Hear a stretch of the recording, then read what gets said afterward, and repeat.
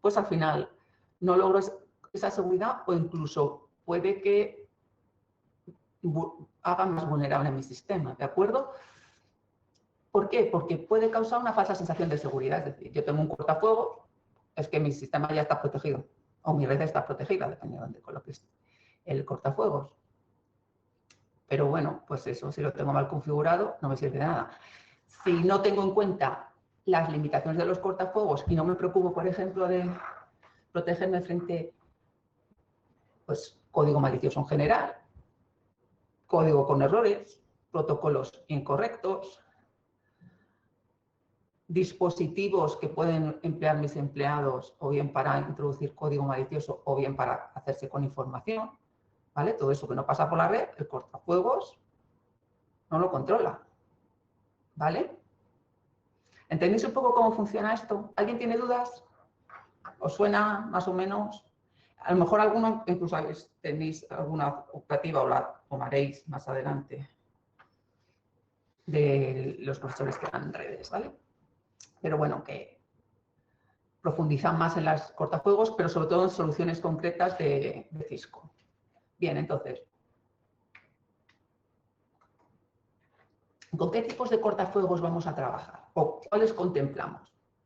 Vamos a distinguir entre filtros y proxies o pasarelas, gateways, proxies, como queráis llamarlos. ¿Vale?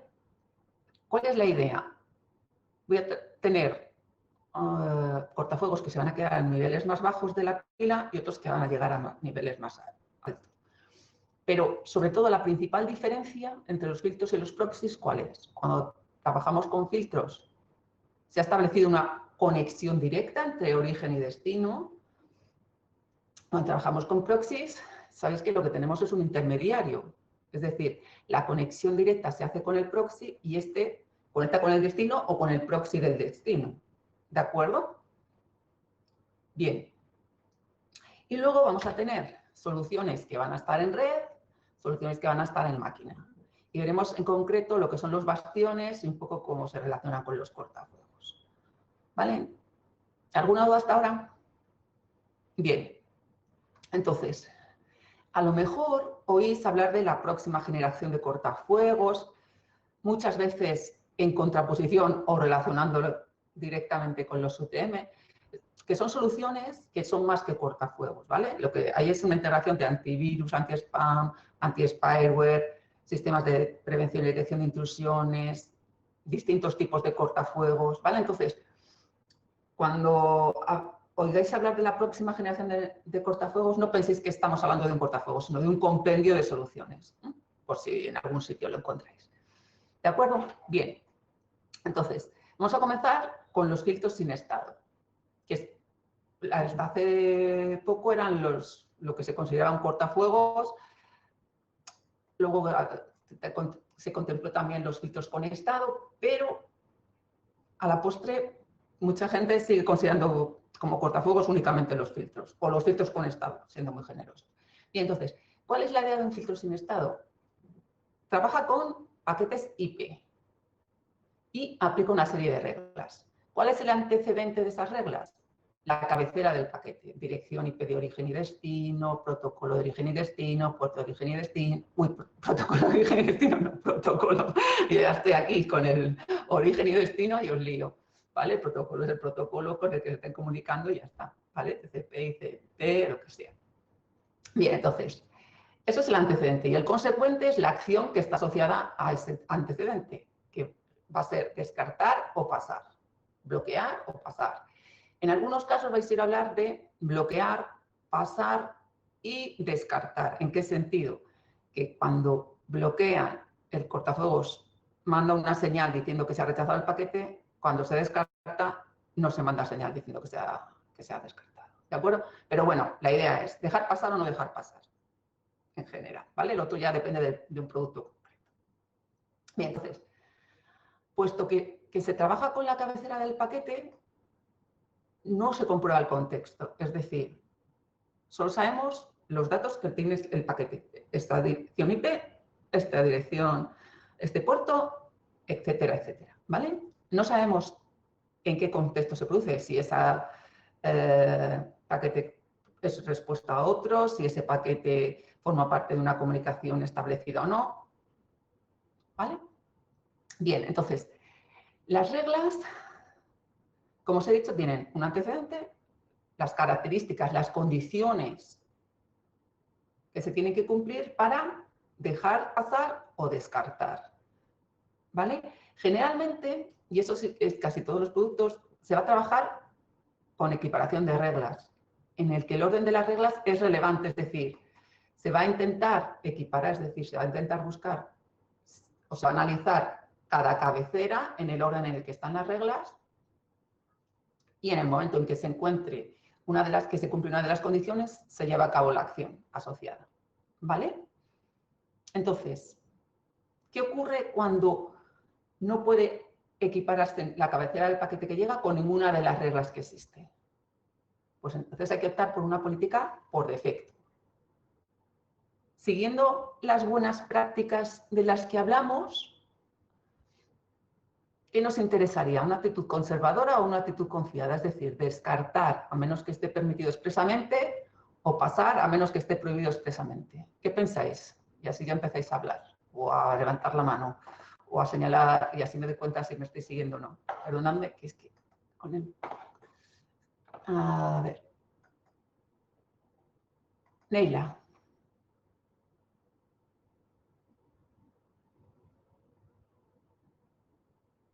Vale, ahora sí se me escucha. Sí. Creo que en un principio tendría que ser conservadora si no se ha establecido por lo menos un referente en el caso de que fuera confiada, que cuál serían... Bueno, si tú estableces una actitud confiada, es decir, simplemente, vale, no tienes ninguna regla que case y dejas y lo permites, en ese caso no estás analizando los riesgos que pueden venir después. En cambio, una actitud conservadora sí sabes cuáles serían los riesgos, que sería perder ese paquete y ya está. Pero por lo menos te estarías cubriendo, yo creo, en ese caso. Exacto. Bueno, no es que analicen los riesgos, hablando técnicamente, ¿eh? O sea, que está bien como lo has expresado, me refiero a que no haces un análisis de riesgos, simplemente dices, bueno, la regla me refiero. Tú puedes haber hecho un análisis de riesgo previamente y decir, bueno, pues no se va a colar nadie.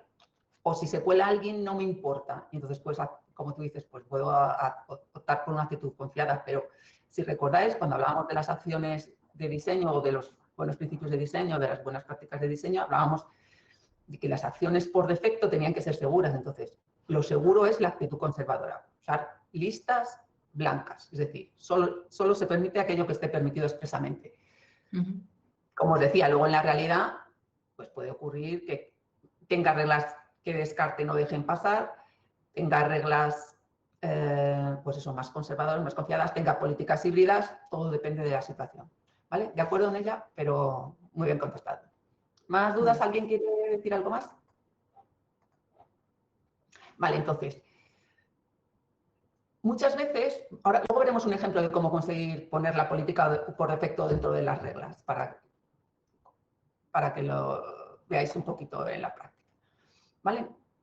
Entonces, bueno, pues un ejemplo muy típico es si el puerto de entrada es tal y el origen es cualquiera excepto este, pues bloquea, por ejemplo.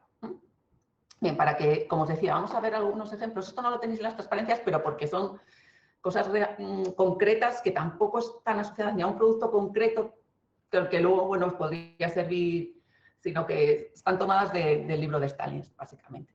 Pero bueno, a lo que iba.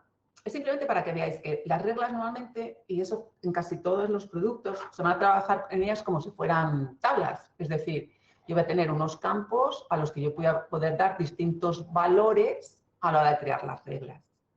¿Vale?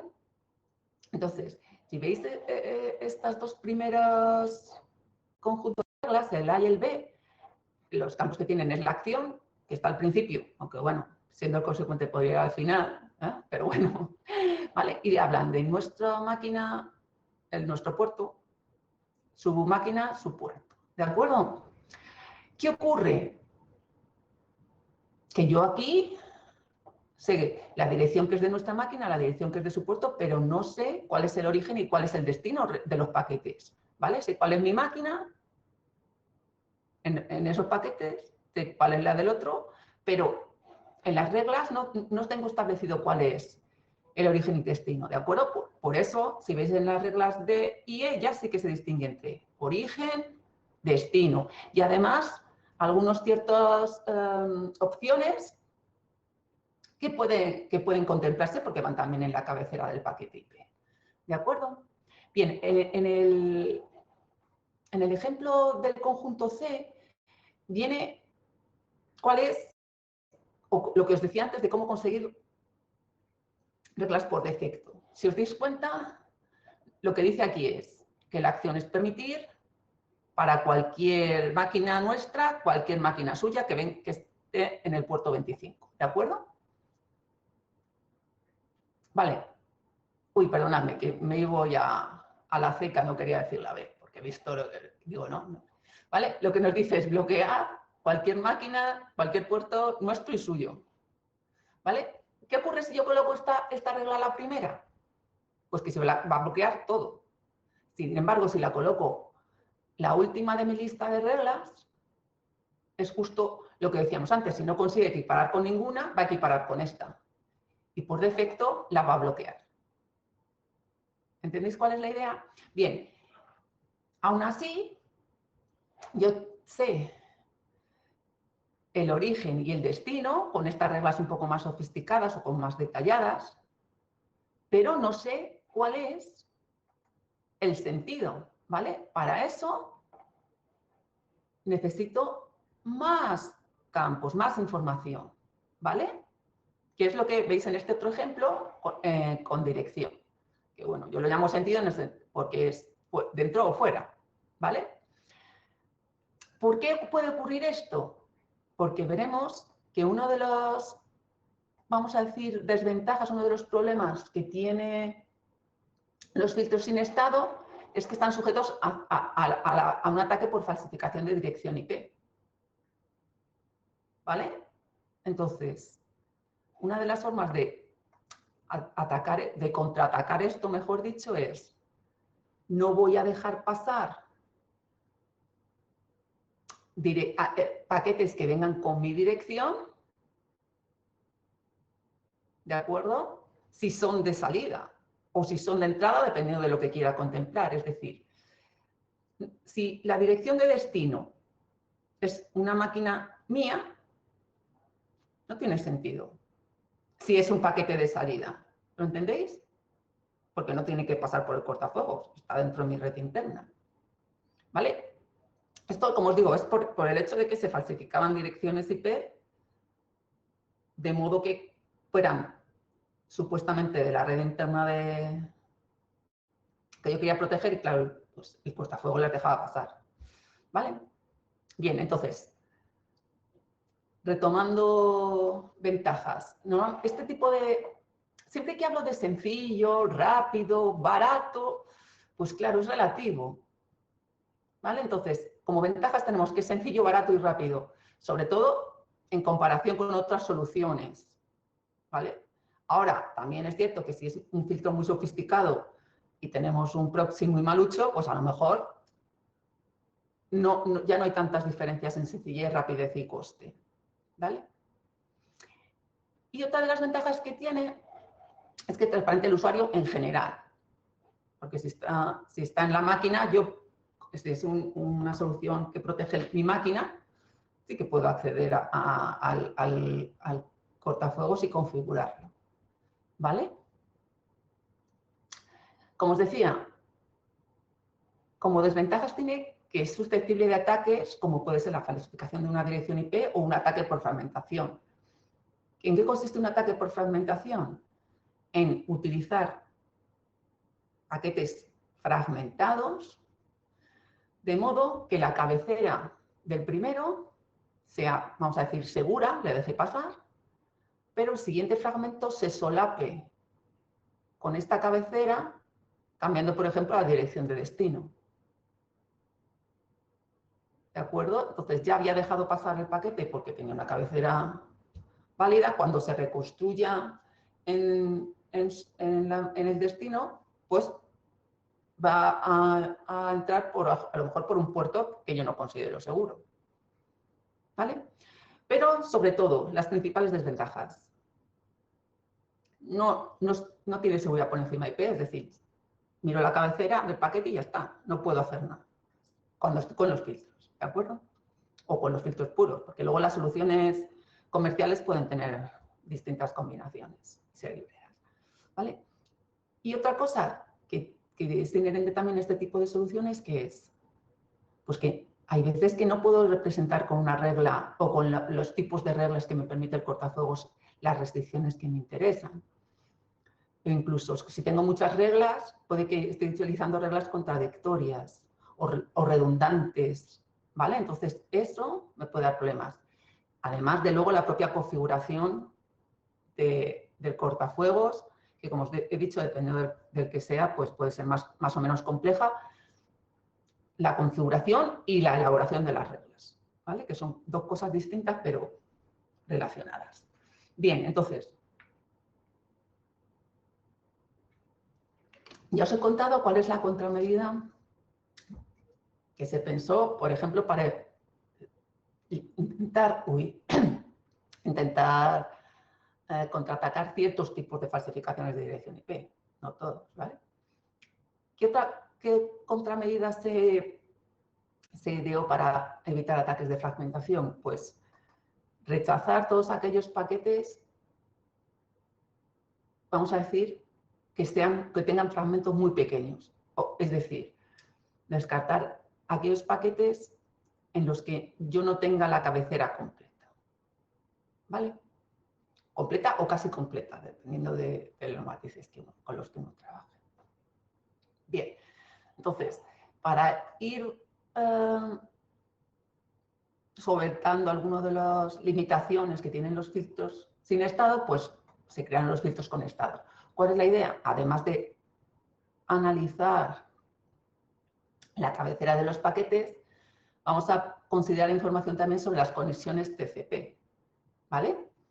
Entonces, de este modo, por ejemplo, se puede establecer que el tráfico de entrada por un puerto que tenga un número alto solo se va a permitir si corresponde a una conexión existente. Es decir, si el número de puertos es alto, ¿qué significa? Que lo que estamos trabajando es como cliente, ¿de acuerdo? Entonces, si me llega algo y yo soy el cliente, tiene que ser como respuesta o como continuación de una comunicación cuando yo ya he establecido la conexión con el servidor, ¿vale? Entonces, si no hay una conexión previa, yo no voy a aceptar nada que me llegue por un puerto alto, por ejemplo, ¿vale? Obviamente, para esto que es importantísimo tener una tabla de conexiones bien actualizada, ¿vale? En algunos casos se puede también contemplar el número de secuencia, pero bueno, esto no es tan típico. Y luego también es cierto que vais a oír algunos autores que dicen que los filtros con estados llegan a examinar hasta nivel de aplicación. Entonces, en general, cuando se habla de filtros con estado, nos quedamos en las conexiones TCP. En algunos casos, pero os lo indicará el vendedor o quien nos intente explicar el cortafuegos, pueden decir que llegan a nivel de aplicación, que ya no es un filtro con estado como los que vamos a ver nosotros aquí. ¿De acuerdo? ¿Alguna duda? Bien, entonces, bueno, pues aquí tenéis una típica tabla de conexiones, pues con las conexiones establecidas. Bien, imaginad que tenéis un caso como este, donde se ha establecido una conexión TCP, ¿vale? ¿Qué ocurre con este último paquete? Si os dais cuenta, es UDP, que además no está orientado a conexión, o sea que es imposible, ¿vale? Por tanto, ya directamente, pues este protocolo no lo permite, pero además, pues eso no puedo establecer si hay una conexión. ¿De acuerdo? Bien. Entonces, eso en lo que respecta a los filtros. ¿Vale? Los filtros están ahí en medio y dejan pasar o bloquean, ya sean sin estado o con estado. Pueden mirar menos cosas o más cosas. ¿Vale? Los proxies, las pasarelas, lo que hacen es actuar como intermediarios. En el caso de las pasarelas con nivel de aplicación, pues lo que hace es retransmitir tráfico de nivel de aplicación. Cuando veamos las pasarelas de nivel de circuito, pues lo que hacer retransmitir tráfico de nivel de conexión, ¿vale? Entonces, ¿qué grandes ventajas tienen este tipo de, de soluciones? Pues que se adaptan a las características del protocolo o la aplicación concreta con la que estemos trabajando o la que nos interese proteger, ¿vale? Pero ¿cuál es la gran desventaja? Que yo tengo que tener una por aplicación o por protocolo. Es decir, ya no me basta con un cortafuegos para todo, sino que voy a tener un proxy dedicado a cada una. Que luego eso esté en una máquina concreta, etcétera, etcétera, es ya cómo se lleva a cabo, ¿vale? Pero el proxy como tal, o el cortafuegos, va a tener que estar orientado a una aplicación, ¿vale?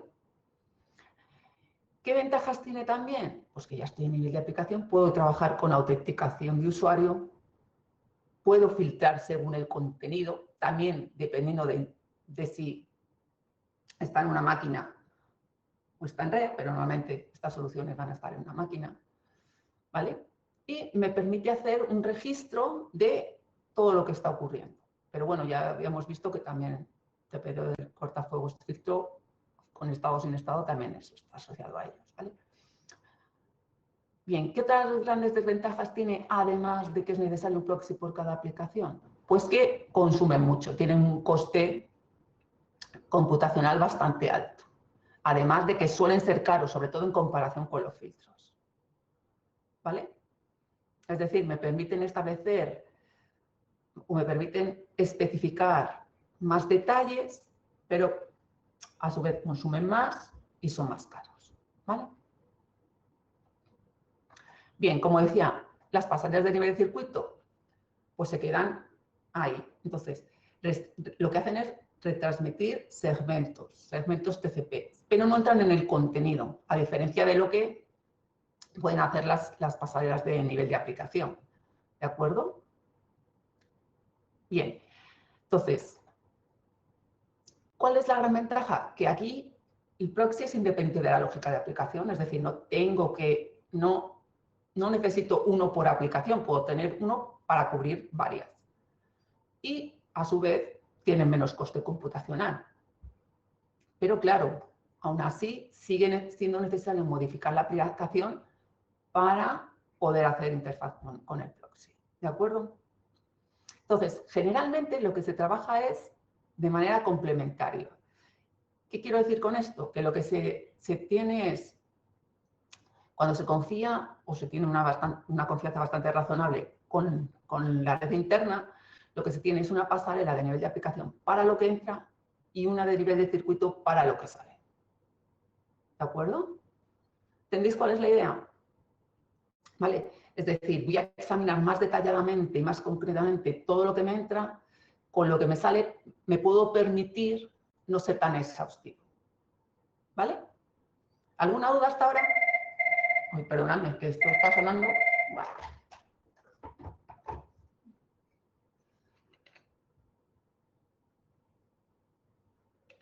Yo que me había venido aquí al despacho para hacerlo más, porque ya tuvimos algún problema con la conexión, pero tengo más interrupciones. ¿Decías algo, Julián, o ya has bajado la mano, no? Si no, vuelve a levantarla, que ya no te localizo. Bien, entonces, esto en cuanto a los tipos generales, depende del tipo de procesamiento que tenemos de los cortafuegos o de los firewalls. ¿Vale? Perdonadme, que no sé por qué voy a dejar esto descolgado y así ya no me interrumpen más.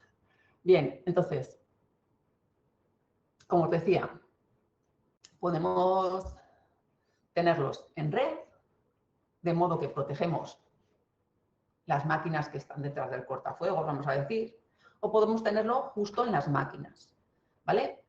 Muchas veces ya vienen disponibles como soluciones software, ¿vale? Los cortafuegos pueden ser tanto hardware como hardware y software combinados. No me lo puedo creer.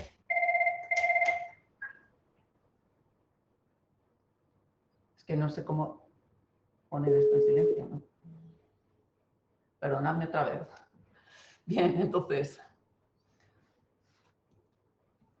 como os decía, podemos tener soluciones combinadas, pero normalmente los que están en una máquina suelen ser módulos software que muchas veces vienen con el sistema operativo. Por ejemplo, los que tengáis Windows ya vienen ahora desde el paquete 2, creo, de Windows XP, ya viene con su cortafuegos. No sé si habéis intentado, creo que simplemente para que lo veáis, ¿vale? Podéis acceder al cortafuegos, lo que tenéis aquí, ¿vale? Se llama Windows Defender Firewall, o sea, cortafuegos de Windows, ¿vale? Y podéis ver las reglas de entrada, reglas de salida, pues, ¿cuál es la acción? Permitir. Mira, todo esto lo tengo yo, todo permitido, ¿vale? Direcciones, el protocolo, los puertos, ¿vale? Entonces, podéis jugar con ello, podéis borrar, eliminar e incluso crear nuevas reglas. Entonces, como os decía, a lo mejor tenéis soluciones que ni sabéis que tenéis, que a lo mejor os están perjudicando o no, os están beneficiando sí que tenéis control, pero os invito a que juguéis con ello y hagáis pruebas, ¿vale? Simplemente para que lo conozcáis. ¿De acuerdo? Vale, entonces, como os decía, uno de los tipos de máquinas en los que generalmente suele colocar los cortafuegos es en lo que se conoce como bastiones, ¿vale? Cuando yo coloco un cortafuegos en una máquina, lo que intento es, vamos a decir, adaptar las reglas a las condiciones de la máquina específicas, ¿vale? Claro, ya no puedo proteger varias máquinas a la vez, porque lo que quiero es proteger esta individualmente porque tiene ciertas características que son las que me interesa asegurar, ¿de acuerdo? Entonces, de este modo, yo puedo, vamos a decir, proteger más detalladamente una máquina. O puedo proteger una máquina nueva que haya introducido que no estuviera cubierta por un cortafuegos de red, por ejemplo, ¿vale? ¿Significa esto que si yo tengo un cortafuegos en mi máquina ya no necesito un cortafuegos en la red de mi dominio? Pues no, porque a lo mejor son complementarias, cada uno busca unas cosas. Bien, entonces, como os decía, un caso concreto son las máquinas bastión, que básicamente son puntos fundamentales de seguridad en la red, es decir, vaya, o sea, un sitio especial para proteger. ¿Qué tipo de máquinas son estas? Son máquinas generalmente que son las que estamos expuestas a la red externa, ¿vale? Como son las más expuestas a la red externa, es más fácil que se vean atacadas, ¿de acuerdo? Entonces, ¿qué es lo que se hace? Pues instalar un cortafuegos en esa máquina, ¿de acuerdo? Generalmente van a ser de tipo pasarela, pero no tiene por qué ser, pueden tener filtros también. ¿Por qué?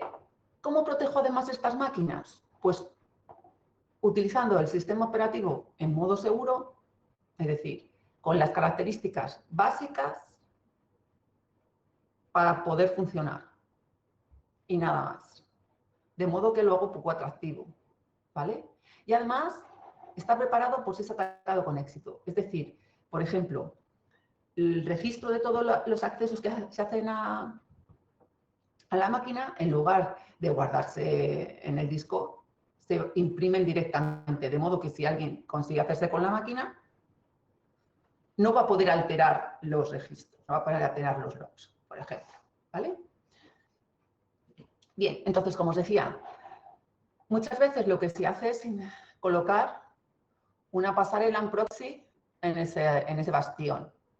Como os decía, pues lo podemos configurar específicamente para la aplicación y ya en general todas las órdenes, todas las máquinas permitidas, podemos trabajar con autenticación. Cada proxy ya sabemos que va a ser independiente del resto de proxies, porque cada uno se ocupa de su aplicación, ¿de acuerdo? Y se va a ejecutar sin privilegio de administrador. Esto es importante. ¿Vale? De modo que si alguien consigue hacerse con ello, Aún así, directamente ya no puede hacer de todo, puede hacer ciertas cosas. ¿Alguna duda? Bien, entonces, esto es como una de las ideas iniciales que se empleó junto con los anticódigo malicioso para defender, ¿de acuerdo? Pero llegamos a que esto no es suficiente. Hemos visto que nos sirve para ciertas cosas, pero pues, es básicamente bloquear o dejar pasar, pero no nos soluciona todo. Bueno, pues una progresión fueron los sistemas de detección y prevención de intrusiones. ¿Significa esto que los sistemas de detección y prevención de intrusiones ya me lo solucionen todo? No, tampoco. Ya os dije que no hay una solución, un mecanismo que nos sirva para todo. Pero bueno, hay que saber de qué dispongo, cómo combinarlo para conseguir que mi sistema esté seguro, ¿vale? Entonces, lo primero, ¿qué es una intrusión? Es un conjunto de acciones no autorizadas dirigidas a traspasar la seguridad del recurso, ¿vale? La seguridad del sistema de información.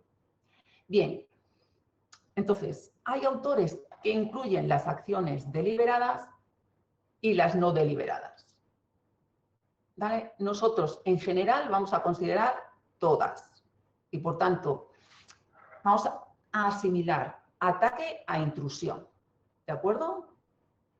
Entonces, muchas veces hablaré indistintamente de ataques o intrusiones, porque, bueno, la idea de intrusión es que alguien se ha colado, ¿no? Pues, se ha colado donde no debería, es un intruso, pero no es exactamente ese el sentido, ¿no? Porque se pueden producir intrusiones, es decir, ataques desde dentro, ¿no? Entonces, me gusta más, aunque se llaman así, de detección o de prevención de intrusiones, vamos a hablar de intrusiones como ataques o ataques como intrusiones, ¿vale?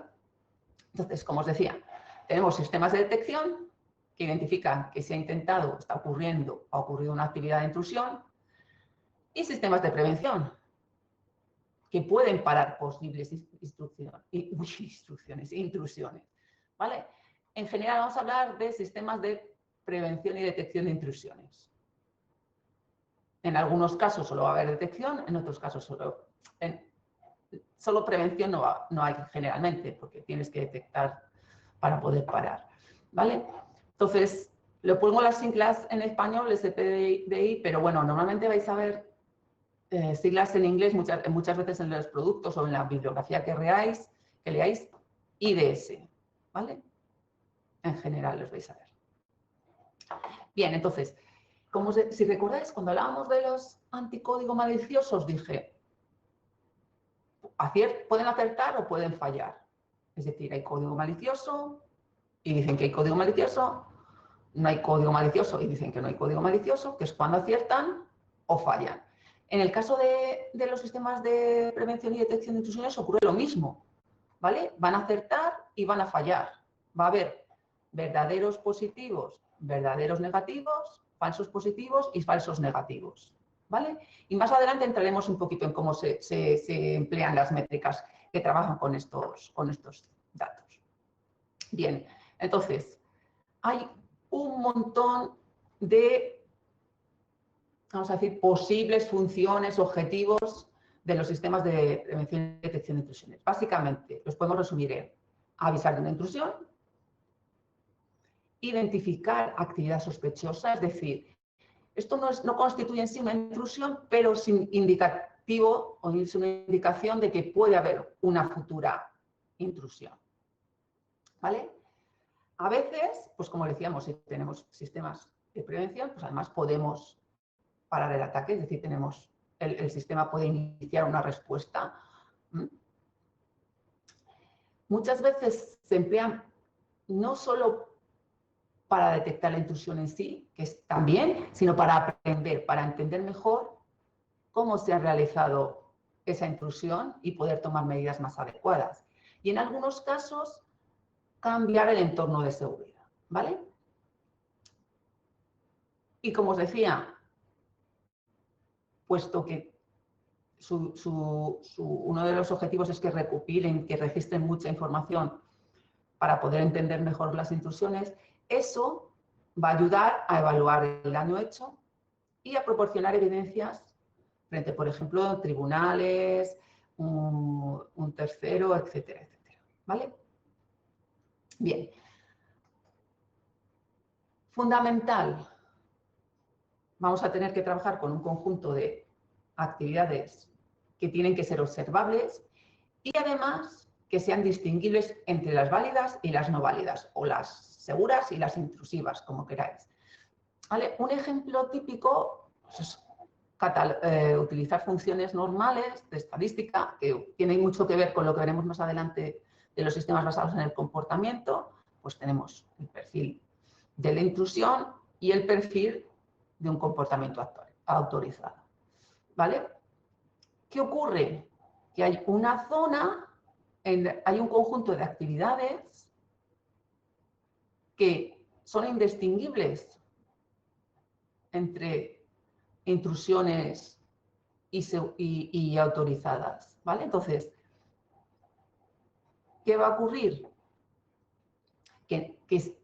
Si mi sistema puede tener sus falsos positivos y sus falsos negativos, sobre todo dentro de este ámbito en el que el sistema no va a poder distinguir entre unos y otros. Entonces, ¿con qué se trabaja muchas veces? Con un umbral.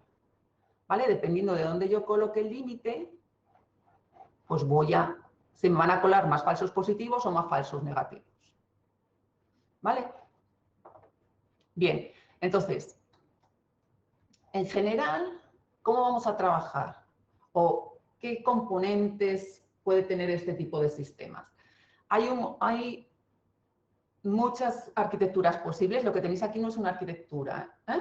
Es simplemente elementos que puede considerarse a la hora de crear o de diseñar un sistema de estos, ¿vale?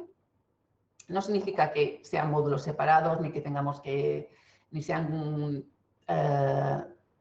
lo diré, compartimentos estanco, ¿vale? Hay sistemas en los que el analizador y el motor de decisión están unidos, depende de la solución concreta, ¿vale? Pero en general vamos a tener una serie de dispositivos de donde se van a obtener datos, ¿vale?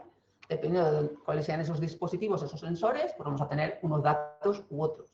Muchas veces esos datos van a ser tan abrumadoramente grandes que puede ser necesario un preprocesamiento de modo que el analizador los pueda manejar, ¿vale?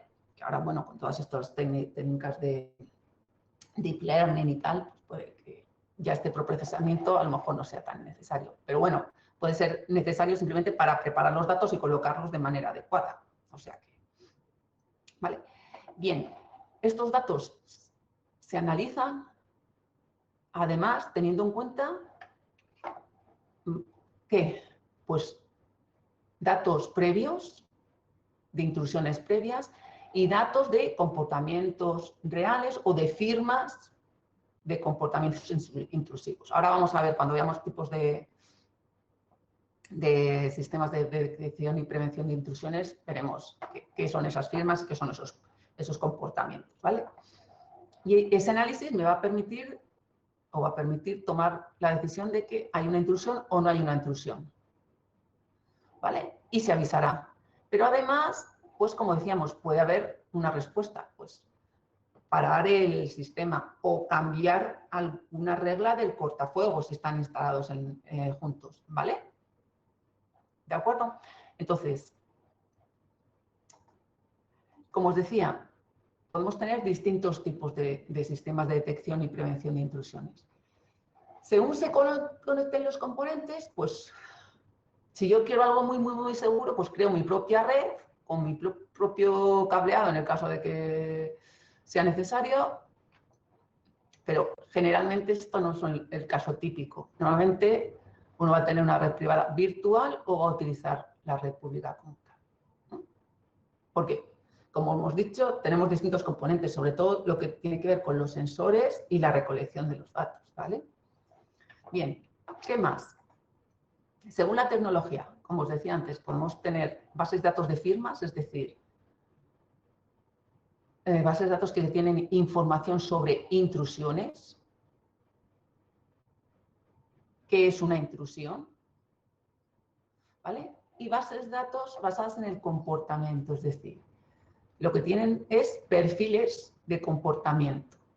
En el primer caso se señala lo que es una intrusión, en el segundo caso se señala lo que es un comportamiento normal.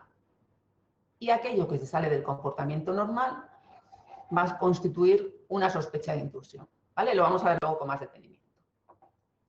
De igual manera que con los cortafuegos, pues los podemos tener en una máquina o en una red.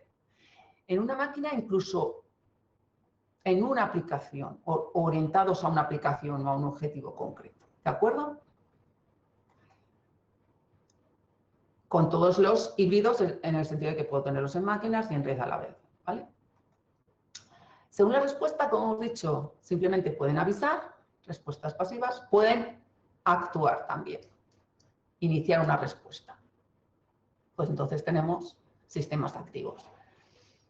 Según el tiempo, vamos a tener sistemas en tiempo real y sistemas basados en lotes. A veces la cantidad de datos y el procesamiento necesario para manejarlos es tan grande que interferiría con el desarrollo normal de las labores, de los distintos procesos que tienen que llevarse a cabo. Entonces, muchas veces solo se pueden hacer pues, fuera de horas de oficina o en horarios concretos en los que hay menos carga de trabajo, etcétera, etcétera. Y sobre todo, muchas veces no pueden responder en tiempo real porque tienen que manejar mucha información, ¿vale? Y por último, podemos tener sistemas centralizados y sistemas distribuidos. En los sistemas centralizados vamos a decir que los sensores o los distintos dispositivos no hacen nada, simplemente transmiten los datos o pasan los datos. En los sistemas distribuidos, esos sensores o esos dispositivos que recopilan los datos pueden hacer también un cierto procesamiento de esos datos, ¿vale? Que luego ya analizarán en conjunto la máquina correspondiente o el sistema de toma de decisión correspondiente, ¿vale? Entonces, nos vamos a centrar en los sistemas según la tecnología y según el alcance, para profundizar un poquito más. Tampoco vamos a entrar mucho más, ¿vale? Entonces, como os decía, los sistemas basados en firma, la idea es análoga a los anticódigo malicioso basados en firma, es decir, los escáneres, ¿vale? Es decir, voy a caracterizar, en este caso, una intrusión. En el caso del anticódigo malicioso, caracterizábamos el código malicioso, ¿vale? Entonces, claro, para eso, ¿cómo puedo establecer yo firmas? Pues en aquellas partes invariantes de los ataques, ¿vale? Aquellas acciones que se saltan la política de seguridad de la organización, por ejemplo. Pues intentar hacer un tender como administrador está en contra de la política de seguridad y entonces directamente, si alguien lo intenta hacer, se bloquea o no se permite porque se considera una intrusión, ¿vale? O si se nota que se ha deshabilitado el registro de las cosas que ocurren en la máquina, pues eso es indicación de que se intenta evitar un análisis del posible ataque. Entonces, se prohíbe también, por ejemplo. Ya os digo, son ejemplos. Muchas veces, pues sí, se trabaja con patrones, esas firmas, ¿vale? Y pues es la técnica más común a lo mejor es la equiparación de patrones, pero no necesariamente, ¿vale? Es una de las posibles formas. La idea es, nuestro sistema basado en firma va a tener información sobre las intrusiones, lo que es una intrusión, y va a tener información sobre lo que ocurre y decidirá si eso es sospechoso de intrusión o no. ¿Vale? Y como hemos dicho, puede acertar, puede fallar. Vale. En lo que respecta a este tipo de sistemas, ¿cuál es una de sus principales desventajas? Que solo contempla el suceso actual, es decir, toma la actividad en este momento sin tener en cuenta si lo que ha pasado antes o lo que puede pasar después, ¿vale? Es decir, el telnet como administrador está prohibido independientemente de que sea para tal actividad para la que tienes permiso. No sé si me explico, ¿vale? ¿Esto qué significa?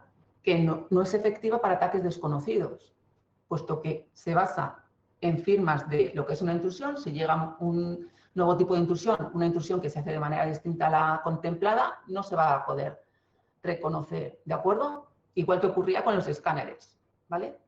Y puesto que solo contempla su suceso actual, tampoco va a poder predecir futuros ataques, ¿vale? No se va a, por ejemplo, no va a poder saber si hay un reconocimiento de los puertos que están abiertos, ¿vale? Solo basado en las firmas, ¿eh? ¿Vale? Y luego además hay técnicas concretas de evasión.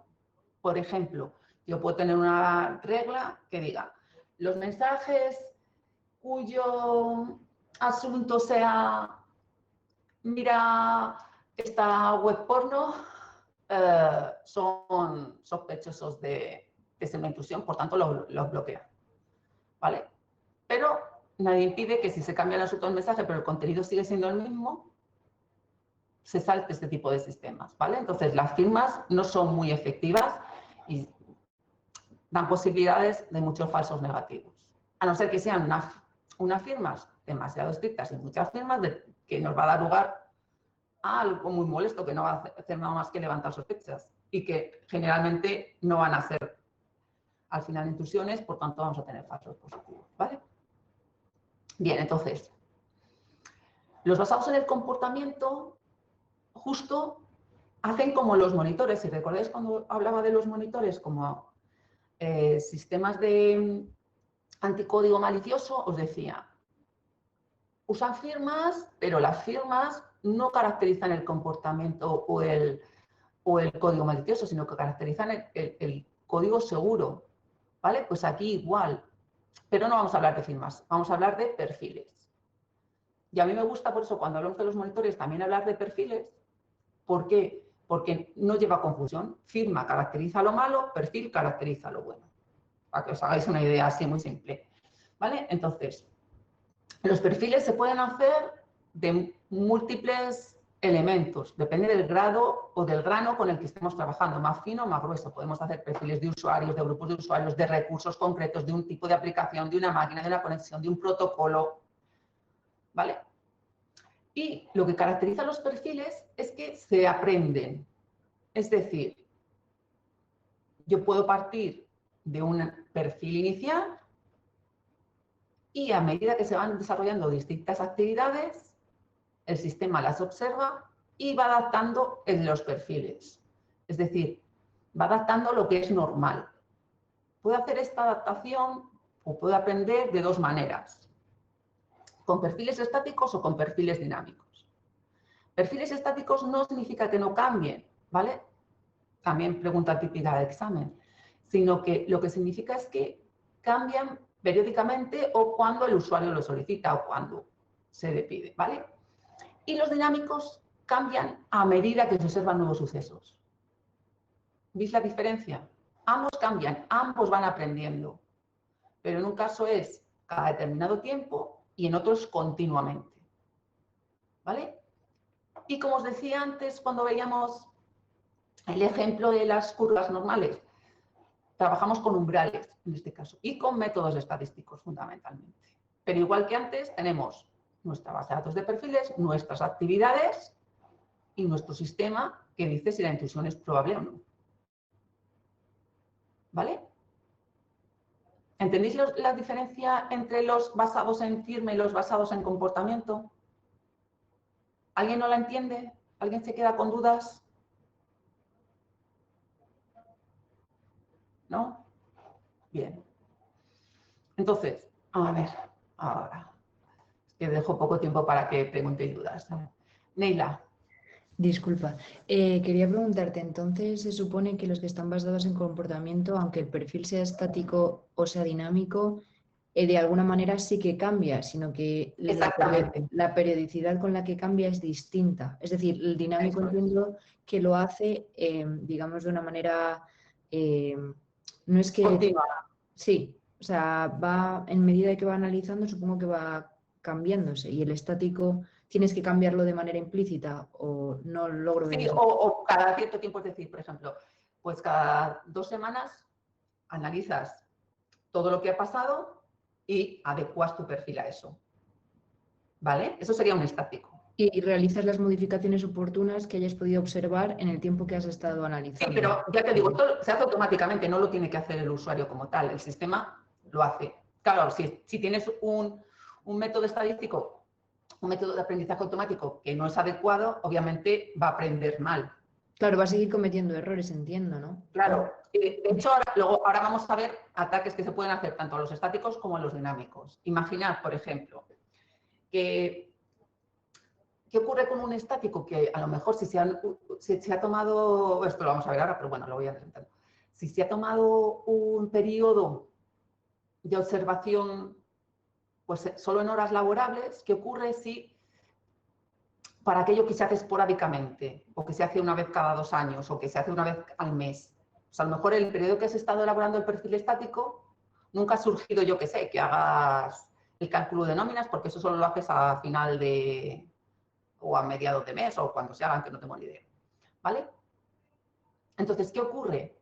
Que a lo mejor puede detectar que el cálculo de nóminas es una intrusión, porque no lo tiene dentro de su perfil.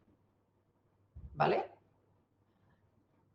¿Qué puede ocurrir si es dinámico? Pues que dice, esto se sale de lo normal, pero voy a ver qué ocurre y voy a ir adaptando y voy a decir que, bueno, que a lo mejor cada cierto periodo de tiempo es normal hacer nóminas. ¿Vale? ¿Qué pasa? Que entonces yo puedo engañar al dinámico. O sea, puedo engañar al estático de una manera, o puede no ser fiable el estático de una manera, el dinámico tampoco. Voy haciendo pequeños cambios que el dinámico no le hacen sospechar, de modo que cuando el cambio grande no lo va a notar, porque va a ser poquito a poco. ¿Vale? Entonces, en ambos casos tienen sus ventajas y sus desventajas. Y en ambos casos nos podemos encontrar con evasiones. ¿Sí? Pero Sí, lo que me interesa sobre todo es que os quede claro que en ambos casos se cambia el perfil. ¿Vale? Que estático no significa que no cambie. Que eso es fundamental de cara a que entendáis un poco cómo funciona esto y de cara a probar, que ya sé que es lo que queréis todos, pero bueno, imagino que aprender también. Bien, entonces, como os decía, básicamente se va a trabajar con métodos estadísticos. Ejemplos de posibles factores, porque cuando trabajamos con métodos estadísticos, igual que cuando hablábamos, por ejemplo, con las heurísticas, que muchas de ellas al final podíamos utilizar aprendizaje automático si utilizábamos algo más complejo que una combinación lineal, lo que tenemos es que recopilar los datos que entran vaya, valga la redundancia, como entrada a nuestro sistema de análisis, a nuestro motor de decisión, tiene que ser aquellos que me den, vamos a decir, indicios válidos. O sea, si yo estoy intentando, yo qué sé, detectar una posible entrada en una habitación y tengo sensores que lo que me miden es la hora, pues no me sirve de nada. A lo mejor lo que me interesa son sensores que me midan el movimiento, que me midan la temperatura de la sala. ¿De acuerdo? Entonces, determinar qué factores son los que me caracterizan el perfil no es sencillo, ¿vale? Pero bueno, aquí tenéis unos ejemplos muy simples, pero bueno, que os pueden dar ideas. Vale, yo voy a medir la frecuencia de inicio de sesión, ¿vale? ¿Por qué? Pues porque es más probable que la intrusión se produzca fuera de las horas laborables, por ejemplo. Voy a ver el tiempo que ha transcurrido desde el último inicio de sesión. ¿Por qué? Porque a lo mejor alguien está intentando entrar en una cuenta que no se usa. ¿Vale? ¿Qué modelo se va a seguir o qué estadísticas se va a emplear? Pues tenéis desde cadenas de Markov, la media, la desviación típica, etcétera, etcétera. O sea, tenéis un montón de posibilidades y un montón de sistemas de aprendizaje automático que podéis emplear. Ahora, ¿hasta qué punto son realmente efectivos? Pues todavía se está estudiando, ¿vale? No, todo lo que tiene que ver con inteligencia artificial y ciberseguridad está muy de moda ahora, pero no significa que ya esté solventados los problemas y que la inteligencia artificial solucione o dé respuesta a todo, ¿vale? ¿Dudas? Bien, entonces, como os decía, bueno, pues os lo estaba adelantando un poco. Hacer perfiles, saber qué factores emplear no es fácil. Es computacionalmente caro, ¿por qué? Porque, por un lado, hay que hacer el seguimiento de lo que ocurre, que eso lo tienen todos los sistemas de prevención y detección de intrusiones, pero además hay que actualizar los perfiles. Por un lado, se está trabajando en la detección, en el sistema de prevención y detección de intrusiones, que a su vez que hace un seguimiento de los procesos que estén ocurriendo o de lo que esté circulando, y por otro lado, el propio sistema está trabajando en sí mismo al actualizar los perfiles, ¿vale? Entonces, ¿esto qué puede hacer? Pues que si yo no he creado unos buenos perfiles, si yo no sé, mi sistema no puede distinguir fácilmente lo intrusivo de lo no intrusivo, pues pueden dar un montón de falsos positivos y falsos negativos, ¿vale? Y como os decía, el perfil estático necesita una regeneración periódica, o sea, su coste. El perfil dinámico no, pero es susceptible a técnicas de evasión igual que los estáticos, ¿eh? Ya veremos ahora.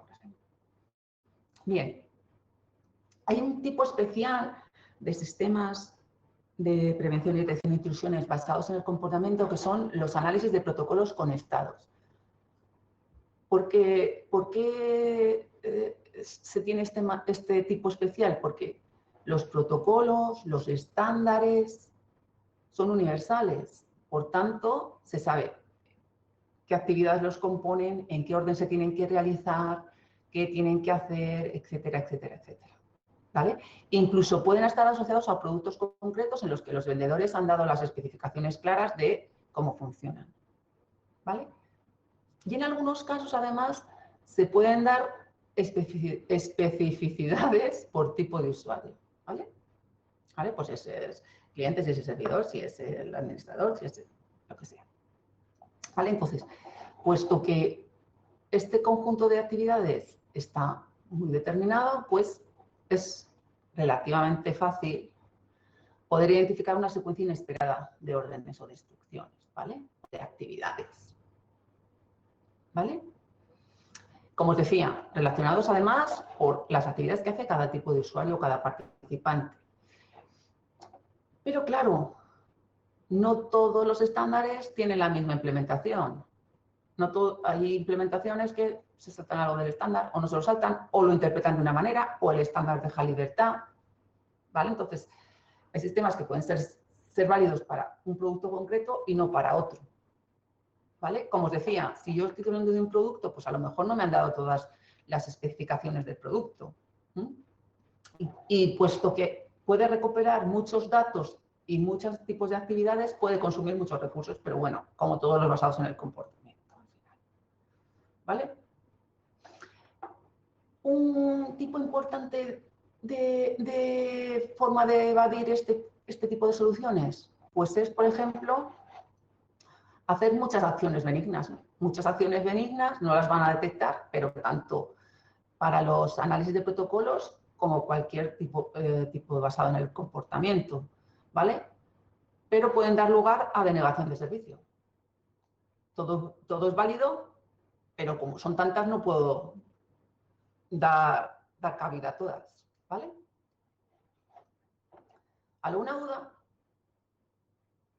Bien, entonces, esto ya os decía en cuanto al comportamiento, al tipo de procesamiento básico que se emplea. Luego, en cuanto a la localización, igual que los cortafuegos los podemos tener en las máquinas, ¿vale? Muchas veces lo que se hace es introducir pequeñas cuñas, ¿vale? Los sistemas de prevención y detección de intrusiones son como pequeñas cuñas que se introducen entre los fragmentos de código de la máquina, de modo que sea más fácil la prevención, pero no tiene por qué, ¿eh? Lo que me interesa es que sepáis que lo que se centra es en las actividades de la máquina, ¿vale? Para esto, ¿en qué se basan? Pues en mecanismos de auditoría, tanto del sistema operativo como de distintas aplicaciones.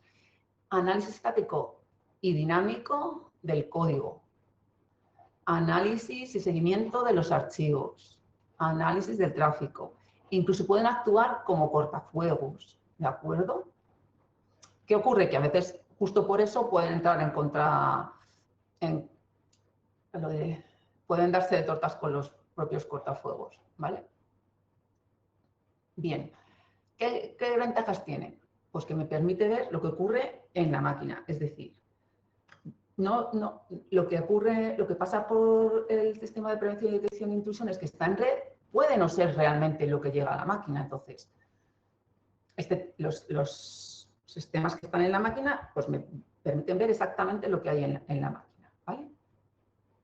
Ahora, vuelvo a lo de antes, tengo más información precisa de la máquina en concreto, pero si esa información no la tengo bien caracterizada, no la tengo bien modelada, pues también me va a dar falsos positivos, ¿vale? Pero bueno, en general es menos propensa a falsos positivos en el sentido de que yo miro cosas más concretas, ¿vale? Y tengo información sobre esas cosas concretas. Puesto que ya está en la máquina, yo puedo tratar lo que esté cifrado, llega al destino y se descifra, porque si yo lo intercepto en medio de la red, el contenido, ¿vale? Aunque llegue al último nivel, puesto que no está en el destino, no va a haber descifrado, ¿vale? Esto es importante. Y luego, pues, algunas técnicas me permiten hacer prevención, pues ya hemos dicho que hay sistemas de prevención, y como os decía, muchas veces con esas cuñas entre código o entre fragmentos de código. En principio es barata, ¿por qué? Porque no se necesita hardware adicional. Ahora, el software puede ser bastante caro. O sea, no es tan, ¿vale? Entonces, relativo también.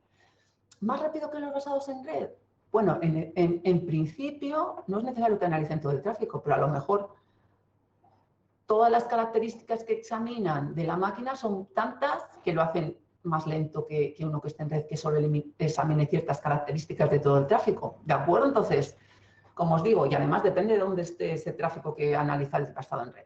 Entonces, barato, rápido, sencillo, son relativos, siempre.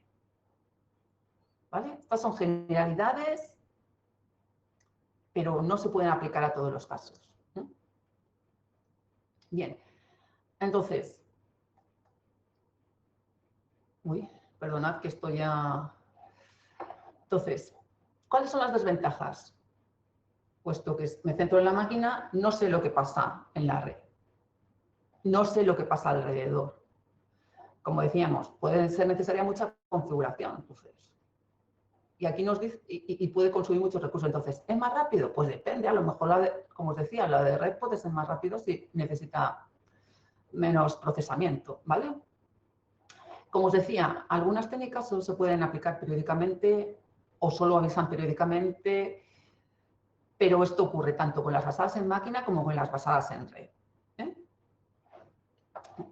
Y como os decía, pues, si está un cortafuegos en la misma máquina, puede entrar en conflicto con él, porque puede tener unas reglas que entren en conflicto con las del cortafuegos. Entonces, muchas veces lo que se hace es que el sistema de prevención y detección de intrusiones se instala en el cortafuegos, o sea, en el hardware como cortafuegos, entonces puede modificar las reglas, si por ejemplo es un filtro, para adaptarlas, ¿vale? Y evitar entrar en conflictos, ¿vale?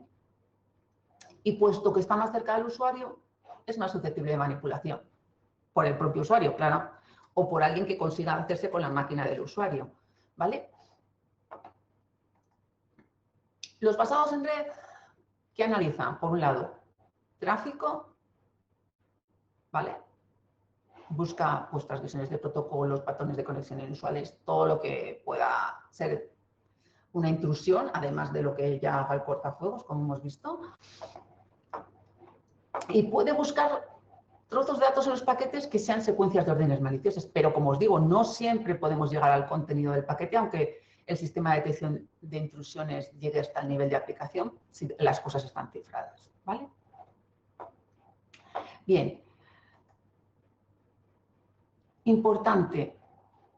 Normalmente los sistemas basados en red o los sistemas de prevención y detección basados en red, lo que disponen es de distintos sensores para recopilar información. Pueden ser sensores propios, en los que yo ya el sistema o las características del sistema de detección y prevención de intrusiones determinan qué son los datos que se recopilan, o pueden ser dispositivos que están en la red, en lo que la información que recopilen estos dispositivos es la que determina lo que luego puede analizar el sistema de detección y prevención de intrusiones, ¿vale? Entonces, caso típico, pues los routers, switches, etcétera, etcétera. Bien, ¿cómo se colocan estos sensores? Vamos a distinguir básicamente los que están en línea y los pasivos.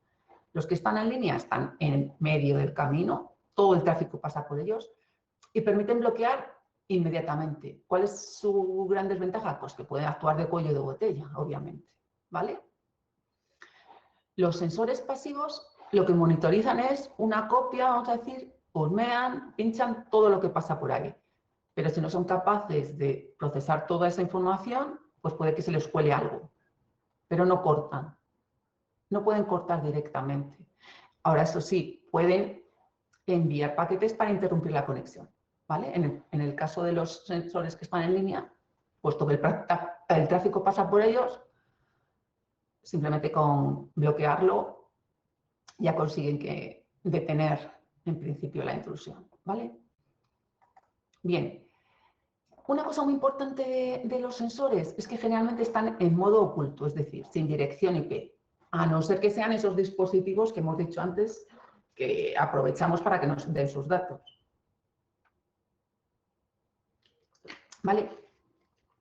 Y además podemos tener máquinas independientes, es decir, nuestro sistema de detección y prevención de intrusiones mira el tráfico, pero además nuestro sistema de prevención y detección de intrusiones puede ser parte de lo que tiene que mirar. O sea, es decir, mira lo que ocurre y a sí mismo. ¿Vale? Bien, entonces, ¿dónde colocamos los sensores? Pues tenemos muchas opciones. Aquí tenéis una imagen, pero hay muchas alternativas. En este caso tenemos que podemos colocar un sensor entre la red externa y nuestra red interna, ¿vale? ¿Por qué sabemos que además tenemos la separación entre la red externa y la red interna? Porque además puede haber un cortafuegos entre la red externa y la red interna. Puede o no, ya os digo que. Y pueden incluso, ya os digo, usarse combinadamente.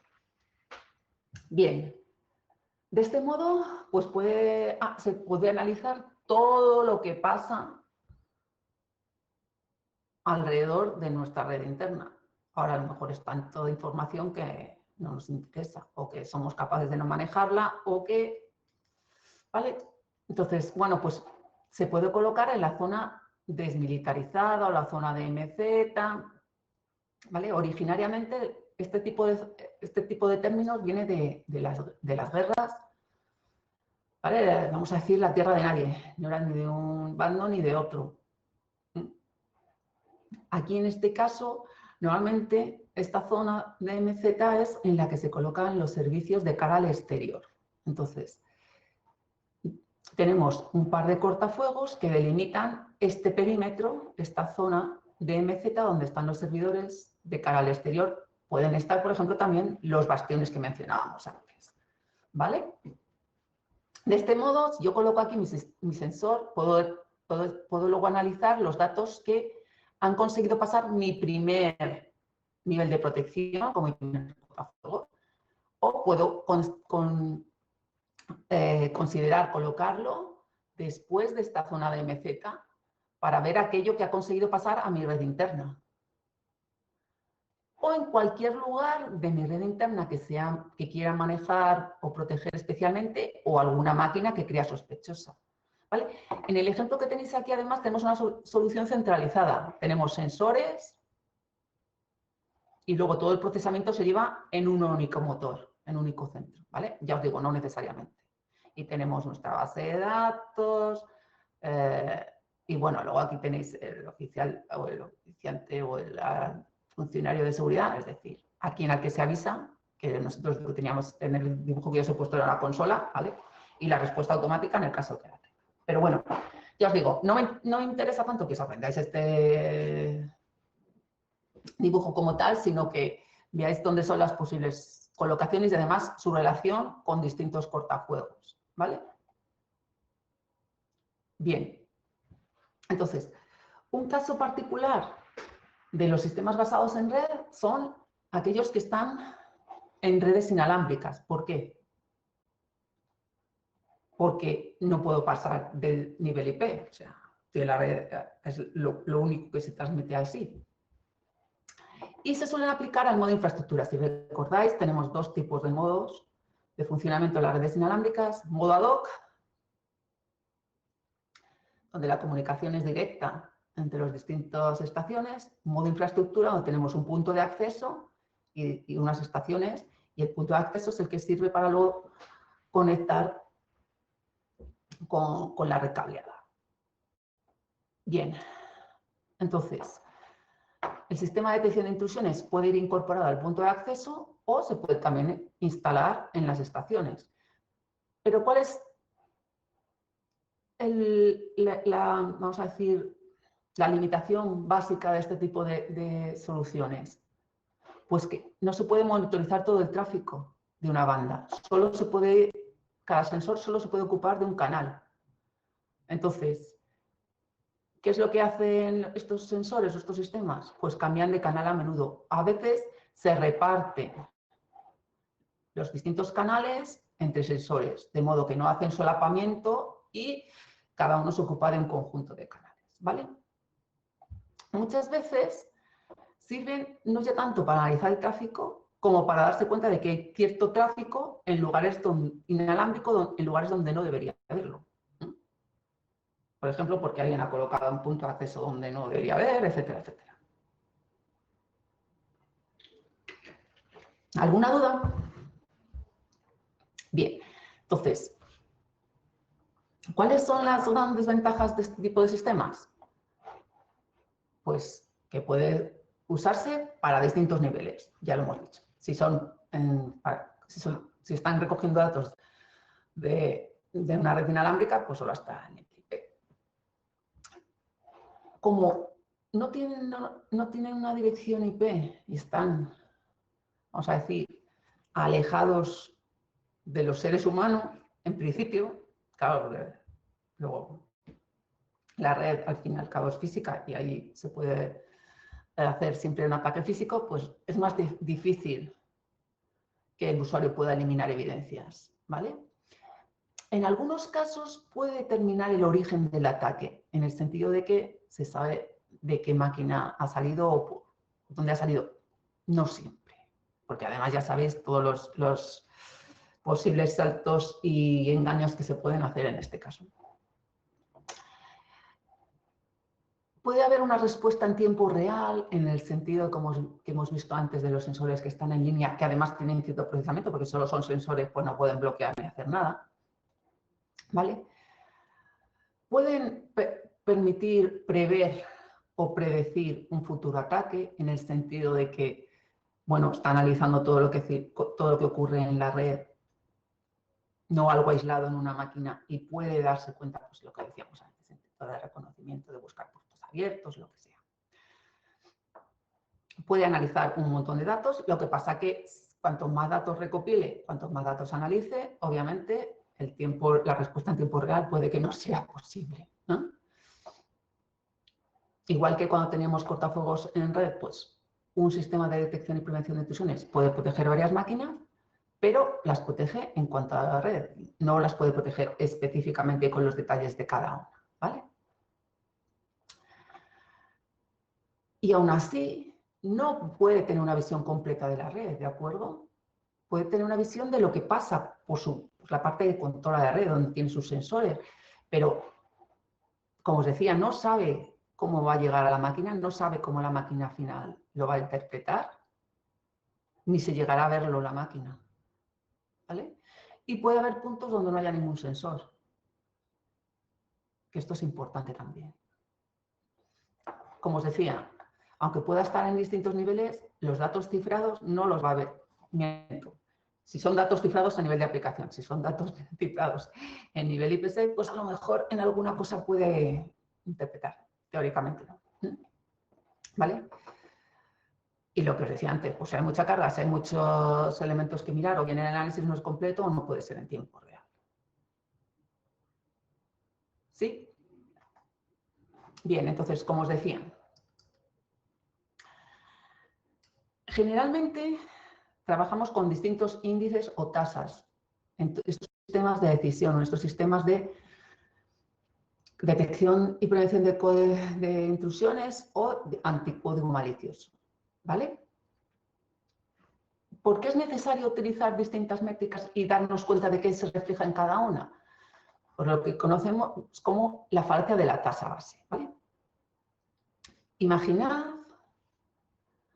que creo que además alguno de vosotros mencionó, teoría de Bayes y todo esto, teorema de Bayes, mejor dicho. ¿Vale? Imaginad que tenemos un sistema de detección, lo hemos llamado D, y ataque lo hemos llamado A. ¿Vale? La probabilidad de que la detección sea verdadera es la probabilidad de D condicionado a A, es decir, la probabilidad de que se detecte cuando hay un ataque. ¿Vale? De detección falsa, pues la probabilidad de que se detecte condicionado a que no hay un ataque. La probabilidad de que no hay no detección verdadera, pues la probabilidad de que no se detecte cuando no hay un ataque. Y la probabilidad de no detección falsa es la probabilidad de que no se detecte cuando hay un ataque. ¿Vale? Entonces tenemos casos que acierta y casos que fallan. ¿De acuerdo? Entonces tenemos verdaderos positivos y verdaderos negativos. Y tenemos falsos positivos y falsos negativos. ¿Sí? Bien. Imaginad un sistema que nos da con una probabilidad de detección verdadera del 99%. ¿Esto qué significa? ¿Qué significa esto? En función de estas probabilidades que tenemos aquí.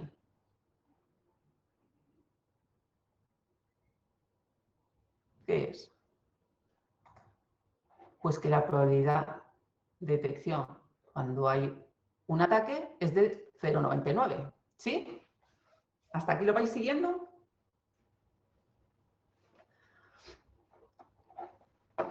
Y como os he dicho que acierta siempre, pues la probabilidad de que no haya un ataque, digo que no haya una detección cuando no hay un ataque, es también de un 0,99%. Acierta. ¿Vale? ¿Cuándo falla? Pues con un 0,01%. ¿Sí? ¿Alguien no me sigue hasta aquí? Perfecto, Neila. O sea, no perfecto porque no te enteres, sino porque tengas dudas. Dime. Sí, te entiendo. Pero quería preguntarte, porque se supone que la probabilidad de que se detecte cuando hay un ataque es de 0,99, ¿vale? Y ya, D sobre 1, entendido. Y luego que la probabilidad de que se detecte cuando no hay un ataque es del 0,01, es decir, sería lo restante.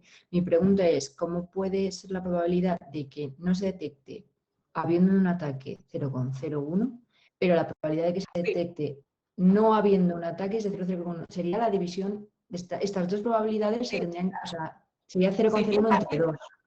Sí, piensa en estas de aquí. ¿Sabes? Que son las que... Son conjuntas, digamos, vale. O sea que... Sí, ¿vale? Vale, porque O sea, si no... porque piensa que la probabilidad de que haya una detección condicional al ataque más la probabilidad de que no haya una detección condicional al ataque tiene que ser 1. Claro, vale, eso sí. ¿Vale? Vale, es que no me cuadra porque... Vale. Sí, si esta es 0,99, esta tiene que ser 0,01, ¿vale? No, el 1 no es de todas. ¿Entiendes lo que te...? Sí, ¿Sí? claro, porque ¿Era es que la yo... duda que tenías? Sí, porque básicamente yo entendía Claro. que si el 0,01 tendría que haberse dividido entre los dos casos en los que falla, en los dos casos en los que falla, que los dos casos en los que falla sería cuando no hay una detección habiendo un ataque y cuando hay una detección no habiendo ataque. Entonces, claro, yo decía, ese 0,01 habría que dividirlo entre esos dos casos, que son los en los que fallan. Entonces, por eso Claro, pero piensa, o sea, por eso, que tiene que ser uno, la detección con ataque y la no detección con ataque.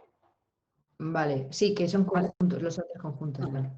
Sí, claro, claro, tal como está ahí a lo mejor no queda claro. Por eso, pues eso, pongo el otro entre paréntesis, pero al final hay tantos paréntesis que ya no sé cuáles son cuáles. Vale, perfecto. ¿Vale? Vale, pues ya lo entendí entonces. Sí, sí, gracias. Vale, nada. Bien. Entonces, tenemos esta idea. Entonces, ¿esto qué significa? Pues cada vez cuando hay un ataque detecta 0,99, ¿no? ¿Entendéis eso todo o entendéis otra cosa? Es decir, cuando hay un ataque detecta, de 100 ataques detecta 99 y se le escapa uno, vamos a decir. ¿Sí? Bien, pero ahora, de las veces que detecta, ¿cuándo realmente hay un ataque? ¿Entendéis lo que os pregunto? Aquí lo que tenemos es, cuando hay ataque detecta 99, pero cuando detecta que hay realmente un ataque o no hay un ataque. ¿Entendéis lo que pregunto?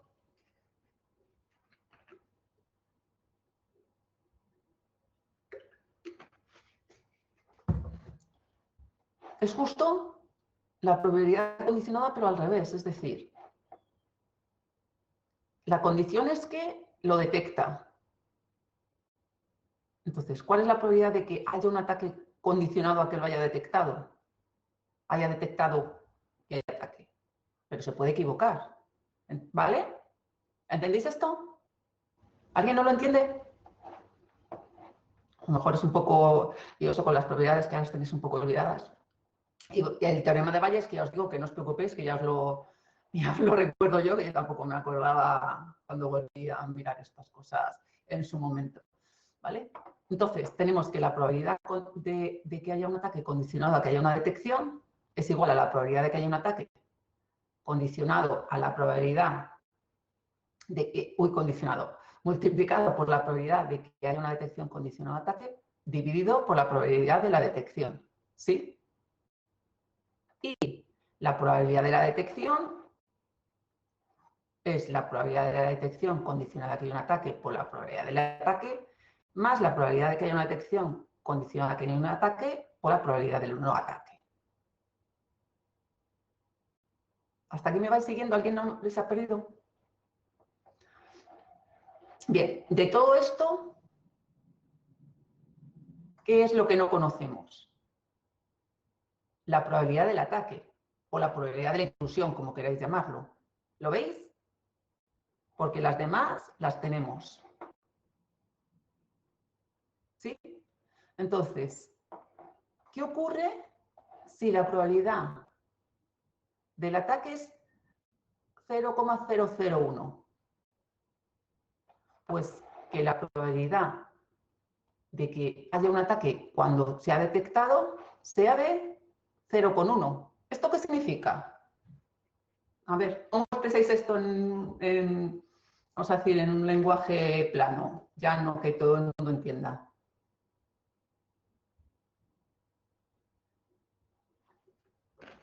A ver, Federico, ¿qué te pasó? Cuando quieras.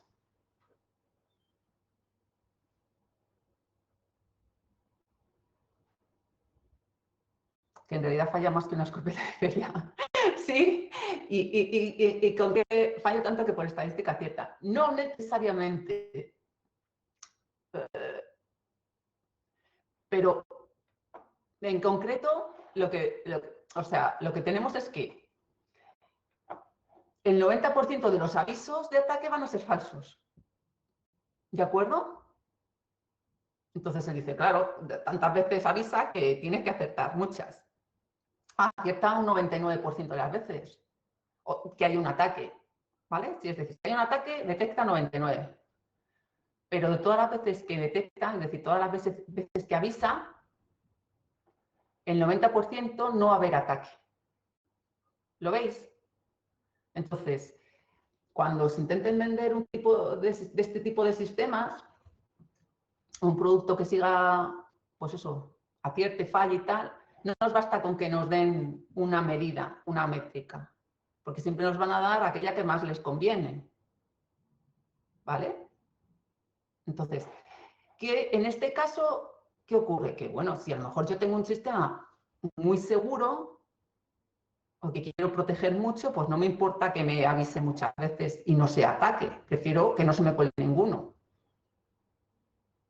¿Tengo más flexibilidad? Pues a lo mejor prefiero que se me cuelen más, pero que no me esté molestando todo el tiempo. ¿Vale? De hecho, esto es una de las formas de ataque de este tipo de sistemas. Hacer ahí que se levante el aviso con ataque fallo para que ya al final pues el que está ahí responsable deje de hacer caso a lo que le diga. Y entonces es cuando se produce el ataque o la intrusión. ¿Vale? ¿Entendéis esto? Bien, entonces, en general, esto no falta que os lo aprendáis si no queréis, pero siempre lo menciono, otras veces lo escribo en la pizarra, pero como ahora no tengo pizarra así también, pues lo he dejado en la transparencia y lo he dejado también colgado, pero vamos, simplemente para que os suene. ¿Vale? Entonces, muchas veces, ¿qué es lo que se da? La carecy, es decir, no precisión, la exactitud, no, tampoco, el acierto, que es lo que suelo decir. ¿Vale? ¿Cuándo acierto? Pues los verdaderos positivos y los verdaderos negativos, ¿no? ¿Vale? Acierta con los números de verdaderos positivos y el número de verdaderos negativos dividido entre todos. ¿Sí? De todas las veces que habla, ¿cuál es acierta? ¿Vale? Esto sería esta medida. ¿Vale? Pero normalmente no se trabaja con esta medida. Con lo que se trabaja es con la precisión, con la precisión y el recall, con la precisión y la exactividad, vamos a decir. ¿Vale? La precisión lo que nos mide es los verdaderos positivos, ¿vale? De todas las veces que dice que hay ataque, ¿vale? ¿Entendéis? Es decir, de todas las veces que detecto, ¿cuál es acierto? Que es un poco lo que estábamos mirando ahora, ¿vale? Y el recall lo que me dice es, de todas las veces que hay, ¿cuál es acierto? ¿Vale? Que es lo primero que veíamos. Entonces, muchas veces, para subir una, tengo que bajar otra. ¿Sí? Y además de estas dos medidas, lo que suele es armonizar en un F1, que es dos veces el recall con la precisión dividido entre el recall con la precisión. ¿Vale? Esto es simplemente para que os suene. Pero para que veáis que cuando os hablen de sistemas que toman decisiones, que clasifican, que lo que sea, siempre tenemos que hablar de precisión y de recall, además del acierto, que bueno, puede ser muy engañoso. ¿Sí? ¿Alguna duda en esto? Que puede ser un poco... ¿Por qué digo lo de que pueden entrar en contradicción? En este caso, en el caso del ejemplo de la falacia base, ¿cómo podíamos conseguir que disminuyera este 90% de avisos falsos?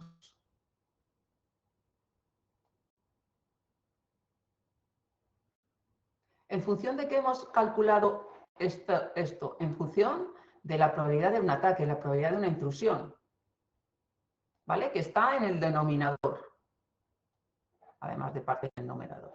Pero, ¿qué ocurre si disminuimos, digo, si aumentamos la probabilidad de intrusión, la probabilidad de ataque?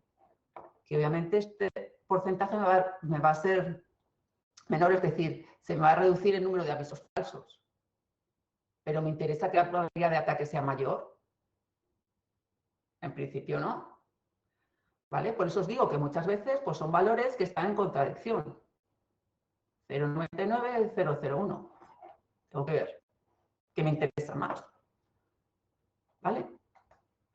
Bueno, pues como os decía, tenemos nuestras distintas métricas y esto se puede aplicar tanto a los sistemas de prevención y detección de intrusiones como a los sistemas anticódigo malicioso.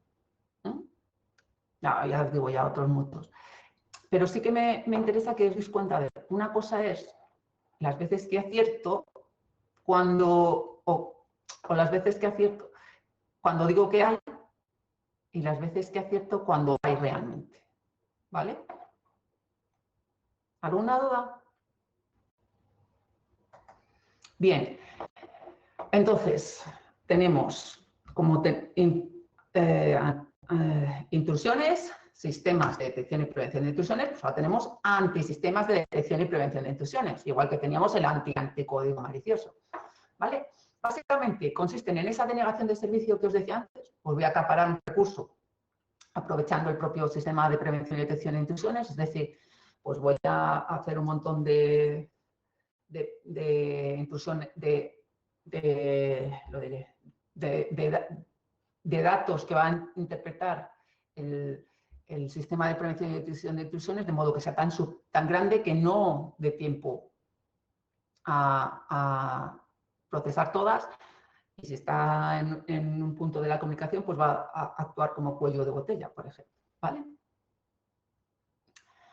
Bien, de ceguera, como os lo decía antes, pues provoco muchos falsos positivos, de modo que el ataque pase desapercibido o de inadvertido, mejor dicho. No se puede puesto ahí desapercibido, tenía que haber puesto inadvertido. Luego digo que soy tiquismiquis con las palabras y me equivoco yo mismo. ¿Vale? Entonces, ¿vale? ¿Cuál es la idea? Pues eso, ya mira, estoy harto de mirar esto, pues, que haga lo que quiera. O, como detecta muchos falsos positivos, cambia el perfil para caracterizarlo como algo normal. Porque, ¿vale? Y luego hay dos casos concretos que son el ataque de inserción y el ataque de evasión, específicos de los sistemas de prevención y detección de intrusiones que están en red. ¿Vale? ¿Cuál es la idea en ambos casos? Que lo que ve el sistema de detección y prevención de intrusiones puede que no sea lo que ve el sistema final, el destino. Entonces, en el ataque de inserción consiste en que el destino va a descartar paquetes que el sistema de prevención y detección de intrusiones acepta. Por ejemplo, muchas veces no es que lo descarte, es que ni siquiera le llega. Es decir, el destino no ve los mismos paquetes que ve el sistema de prevención y detección de intrusiones. ¿Cómo? Imaginaros, por ejemplo, un valor de TTL pequeño. ¿Qué es lo que me señala el TTL?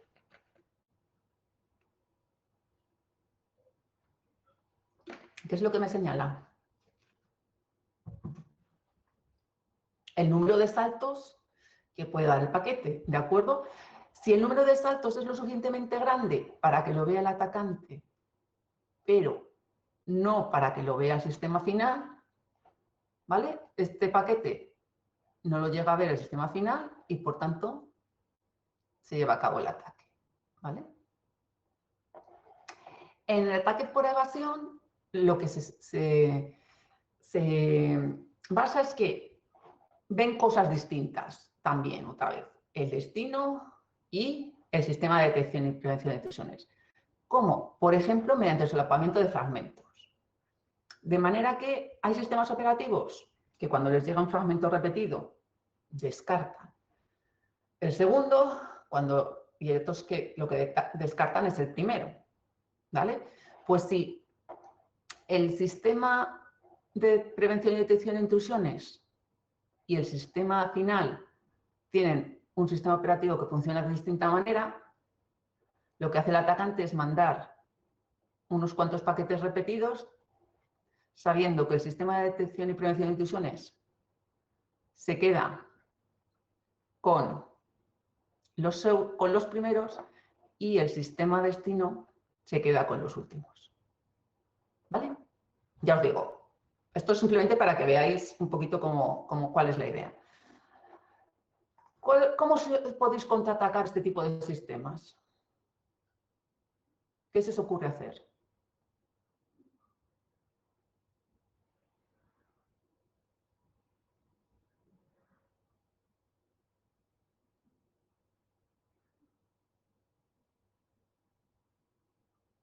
Al final, ¿qué es lo que queremos? Que vean lo mismo, ¿vale? Entonces, pues lo colocamos en la máquina, pero entonces ya no tenemos el de red, ¿vale? Tal y como está establecido, no se puede contraatacar a no ser que obliguemos a que todos usen el mismo sistema operativo, todos los paquetes tengan los mismos valores. Es imposible, ¿vale? ¿Alguna duda? Bien. Entonces, bueno, los estándares, simplemente que sepáis que existen, ya en la transparencia no los he dejado, simplemente que sepáis que existen estándares, pero no estándares sobre los sistemas de detección y prevención de lesiones, sino cómo tienen que ser para que puedan interactuar entre ellos, ¿vale? ¿Alguna duda?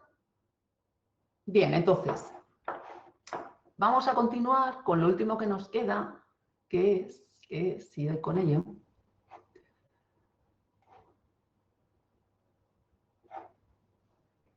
me he quedado con las preguntas en todos, a ver si que son los cebos, ¿vale? Honeypots y adláteres, como yo digo.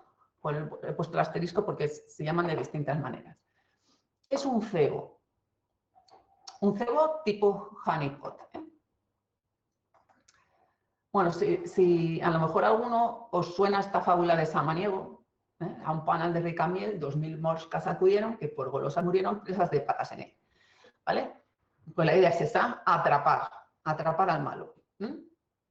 ¿Vale? En la mitología germánica y eslava, pues es muy típico pues, atraer a los osos con miel, ¿no? Pues, pero bueno, ya os digo que en nuestra tradición, por lo menos en la española, pues es atrapar moscas con miel. Bien, entonces, la idea es atraer a los atacantes, ¿vale? Es utilizar señuelos, cebos, como queráis llamarlos, ya sea de un sistema concreto, una aplicación concreta, una máquina concreta o incluso elementos de información, ¿vale? Entonces, vamos a hablar en general de los honeypots, de los cebos en sí. Cuando hablamos de elementos de información, como puede ser un registro de una base de datos, un documento, hablamos de honey token. Y cuando hablamos de redes de cebos, pues hablamos de honeynets, ¿vale? ¿Cuál es la idea? Son sistemas que no hacen nada más que recopilar información, registrar lo que ocurre, ¿vale? ¿Para qué? Para aprender cómo son esos ataques, para distraer a los atacantes. Mientras están entretenidos con este cebo, no van a atacar algo que me interesa proteger más, o retrasarlo lo suficiente para poder responder, ¿vale? Pero no hacen nada, o sea, no resuelven problemas de seguridad. Que esto quede muy claro, ¿vale? Entonces, quien analice estos datos es el sistema que puede ser un mecanismo de seguridad. El honeypot por sí mismo no lo es, ¿vale? Para que sean efectivos y puedan actuar como cebos, pues tienen que parecer lo más verdaderos posibles, tienen que poder ser monitorizados, es decir, poder recopilar la información y ayudarle de ellos, y además evitar servir de puente para hacer un ataque, es decir, que alguien que consiga hacerse con el cebo pueda realizar el ataque a través de él, ¿vale? Fundamental, puesto que no hacen nada, puesto que no tienen ninguna función en el sistema más que estar ahí, cualquier acceso es sospechoso, ¿vale? Puede ser, no, es que me equivoqué, bueno, pero ¿qué hacías por aquí si nadie tiene que entrar aquí? ¿Vale? ¿Entendéis cuál es la idea? Entonces, dependiendo de lo sofisticado que sean, pues vamos a tener sistemas de interacción baja y sistemas de interacción alta. En los sistemas de interacción baja, pues la actividad que puede hacer el atacante o cualquiera es limitada, ¿vale? ¿Esto qué significa? Pues que el daño potencial va a ser pequeño, pero va a ser muy fácil de detectar. Por otro lado, van a ser fáciles de crear, pero tampoco van a poder recopilar mucha información. Justo lo contrario que los de interacción alta, es decir, el atacante puede hacer muchas cosas, básicamente como un sistema real, pero muchas veces vamos a tener máquinas virtuales de modo que todo ese daño potencial que pueden tener no sea efectivo realmente, ¿vale? Puesto que la actividad es muy amplia, es más difícil de detectar por parte del atacante, pero también es mucho más difícil crearlo. ¿Sí? Y luego, entre todos ellos, pues tenemos de interacción media, es decir, tenemos como un rango que va desde los que a lo mejor solo puedes introducir un usuario y contraseña a los que ya te permiten hacer de todo, ¿vale? Bien. Ya os digo, hay muchísimas clasificaciones, ¿eh? Yo os doy esta que es la que me parece más interesante. Más cosas. ¿Dónde los colocamos? Pues igual que los sistemas de detección y prevención de intrusiones, igual que los cortafuegos, podemos colocarlos entre la red externa y la red interna, dentro de los propios cortafuegos o de los sistemas de detección y prevención de intrusiones. Los podemos colocar dentro de la zona desmilitarizada con el resto de servidores, de modo que si alguien quiere atacar, yo qué sé, a mi servidor web, en realidad están atacando al cebo que no hace nada. Puedo tenerlos en mi red interna para ver cuáles de mis trabajadores están intentando engañarme, ¿vale? En aquel sitio donde quiera. ¿Qué ocurre con esto? Tanto aquí como con los sistemas de detección y prevención de intrusiones, como los cortafuegos, que desde que apareció la nube ya no me basta con pensar en la red como físicamente, ¿vale? Entonces, ¿puedo colocar un cebo en la nube? ¿Puedo colocar un cebo para evitar ataques a la nube? ¿Puedo considerar que esto, bien, he visto un par de artículos, pero luego no he vuelto a ver nada más, cebos como servicio? Igual que dentro de todo el software como servicio que puedo tener, ¿vale? Estos son todavía aspectos que no están demasiado claros. De hecho, los cebos tuvieron su auge principios, mediados de los 90, tal, luego decayeron mucho y otra vez están volviendo a ampliarse de nuevo, ¿vale? Pero ya no dándoles tanta, vamos a decir, significación como antes, es decir, sabemos para lo que son, pero no pueden conseguir muchas otras cosas.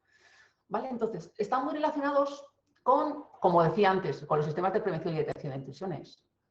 ¿Vale?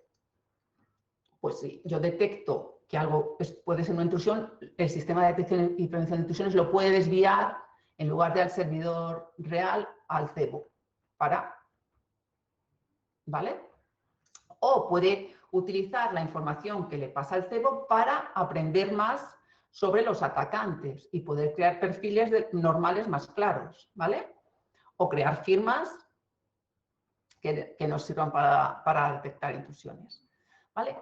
Muchas veces se combinan con sistemas de engaño en el sentido de, vale, yo estoy engañando con el cebo, pero no estoy inventándome, el cebo está ahí. Claro, pues yo me puedo inventar, pues, por ejemplo, hacer un anuncio de que tengo un servidor nuevo de web, cuando en realidad lo que tengo es un cebo. O puedo engañar poniendo un documento falso con información falsa en lugar de la información verdadera, ¿vale? Entonces, puede ser complementario al cebo, pero un cebo no engaña en el sentido de que, bueno, pues, engaña, porque para eso es un cebo, pero no, vamos a decir que no da información falsa. Pero ya os digo, muchas veces es muy indistinguible, es decir, yo puedo tener un documento en el que ponga, yo qué sé, futura patente o futuro solicitud de patente que no contenga realmente esa información de patente para que alguien se haga con ella, que sería un honey token. Pero claro, si lo dejo ahí con este título, pero no tengo información dentro que ni verdadera ni falsa, pues tendríamos un honey token. Si lo que tengo es una información de una patente falsa, pues a lo mejor tengo un sistema de engaño. O sea, hay unas líneas un poco difusas. Y luego tenemos, muy relacionado también con los entornos aislados, con los sandboxes que mencionábamos también cuando hablamos de las cuarentenas, en el sentido, pues, voy a analizar algo sospechoso y ahí puedo meter pues algo que haya descubierto en un honeypot. Pero lo haya descubierto gracias al honeypot. El honeypot no lo descubre, vuelvo a decir, ¿vale? Lo descubre el sistema que está monitorizando el honeypot y analiza lo que ha ocurrido. ¿Vale? Bien. Y por último, aunque yo esto realmente no he trabajado con ello, son los telescopios de red, que básicamente lo que hacen es observar el tráfico. ¿Vale? Pero no interactúan con él. A diferencia de los honeypots, que interactúan o permiten interactuar, ya hemos dicho que algunos mucho y otros poco. ¿Vale? ¿Alguna duda? Bien, entonces, con esto acabamos la clase de hoy y el próximo día comenzamos con el control de acceso. Y pues eso, siempre podéis seguir escribiéndome, solicitándome tutorías, consultándome problemas, dudas. ¿Vale? Pues nada, nos vemos el jueves. Hasta el jueves.